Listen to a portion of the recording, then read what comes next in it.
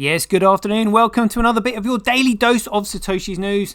Today's date is Wednesday, the 20th September 2023, the year of BSV. Buy BSV.live, the best place to buy Bitcoin SV online, the original protocol and genuine Bitcoin. Now, this is what we are talking about today. We're talking about the year 1776 and then leading on to the year 1971. So, the reason 1776 is a curious date is because this is when the Bavarian Illuminati was founded, as reported here by actually the BBC. So we've got here the birthplace of the Illuminati. And it says here, more than 200 years after the Illuminati was founded to impose religious influence over daily life, it has become one of the world's greatest conspiracy theories. And then it's got down here the date was actually the I think it was the 1st of May. There we go. Look, it was founded on the 1st of May 1776. That's Adam Weishaupt, a professor of law at the University of I'm not going to pronounce that. I'll have a go. Iglo Lestat, oh dear, founded the Order of the Illuminati, a secret organisation formed to impose religious influence on society and the abuse of power by the state by fostering a safe place for critique, debate and free speech. Well, we know that it's actually more nefarious than that. Inspired by the Freemasons and French Enlightenment philosophers. Well, I think you find the Illuminati is actually above the Masonic order, but the point is they were founded on the 1st of May 1776. Now this leads on to the same year. So just after that was the Declaration of Independence on the 4th of July 1776. Now, when the US declared independence on the 4th of July 1776, what it basically meant is that that country was vulnerable.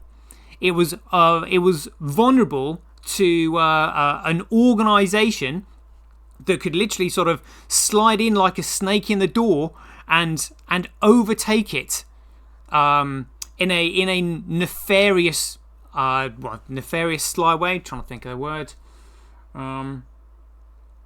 Insidious, in an insidious way, and I don't think, I don't think it's a coincidence that the Illuminati was founded on the 1st of May 1776, and then suddenly, independence was declared on the 4th of July 1776, allowing for an organisation that is so well resourced and so well structured and already in place to basically allow them to infiltrate the United States and take it over from within.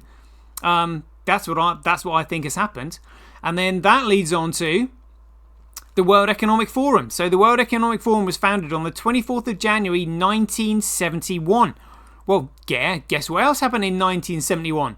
Document FCO 30/1048 was also drafted in 1971, which outlined how Britain would surrender sovereignty. Treason would be committed, which again would allow this nefarious organisation to creep in the back door insidiously, having with their nefarious intentions to take it over. Because this is why treason is committed. It left it vulnerable for this organisation to creep in. And then again, what else happened in 1971? Well, exactly 100 years to the day when Albert Pike wrote his letter to Mazzini outlining how 3 world wars would bring about a totalitarian one world government, a new world order. He wrote that on the 15th of August 1871. On the 15th of August 1971, we had the Nixon Shock, which followed on from the Bretton Woods Agreement of 1944 that had all the currencies backed by the US dollar, and the US dollar was backed by gold. But then the US dollar was removed from the gold standard by President Nixon under what they now call the Nixon Shock, which made all fiat currencies involved in the Bretton Woods Agreement and the US dollar securities fraud, allowing this nefarious entity to just simply have the most economic power, or probably the most powerful organisation, private organisation in the world, to just simply print as much as they want. This economically toxic medium of exchange that they can now distribute amongst themselves. It's absolutely outrageous, and this is what Bitcoin well, again, this is what Bitcoin will bring an end to, because Bitcoin is a commodity money. As I've said before, we either have a common money used by the people to create government that works for the people, or this lot will just simply, create currency to control the people by controlling government with it.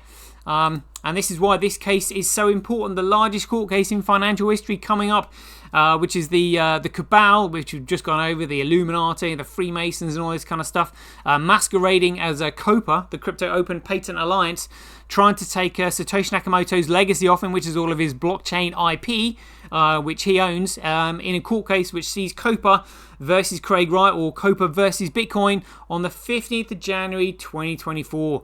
The largest court case in financial history. So stay tuned and we'll bring you more. Catch you guys later.